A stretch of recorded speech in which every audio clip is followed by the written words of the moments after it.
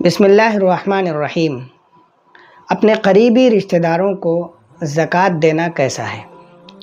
یہ ایک ایسا سوال ہے جو بہت سارے لوگ مختلف طریقوں سے بہت ساری جگہوں پر ہم سے پوچھتے ہیں، تو اس کا صحیح جواب یہ ہے کہ اپنے قریبی رشتہ داروں کو زکوٰۃ دینا درست ہے۔ مثال کے طور پر کوئی بھائی اپنی بہن کو یا کوئی بہن اپنے بھائی کو اگر وہ مستحق ہے تو اس کو زکوٰۃ کی رقم دے سکتے ہیں اور اس سے زکوٰۃ کی ادائیگی ہو جائے گی۔ لیکن اس سلسلے میں شریعت نے کچھ قوانین متعین کیے ہیں۔ اس سلسلے میں ضابطہ یہ ہے کہ ہمارے جو اصول اور فروع ہیں ان کو زکوٰۃ نہیں دی جا سکتی ہے۔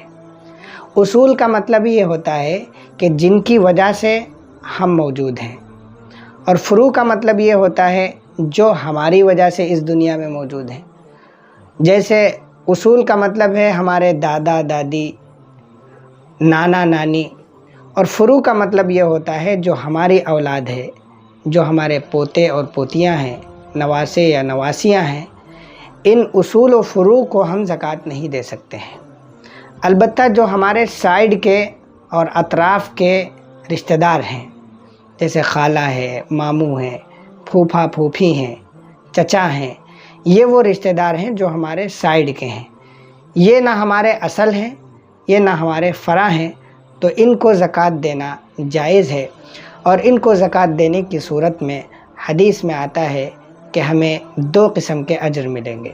سب سے پہلا اجر ہے زکوٰۃ کی ادائیگی کا اجر، اور دوسرا اجر یہ ہے کہ ہم نے صلہ رحمی کا معاملہ کیا ہے، اس کا بھی ثواب ہمارے نامہ اعمال میں لکھا جائے گا۔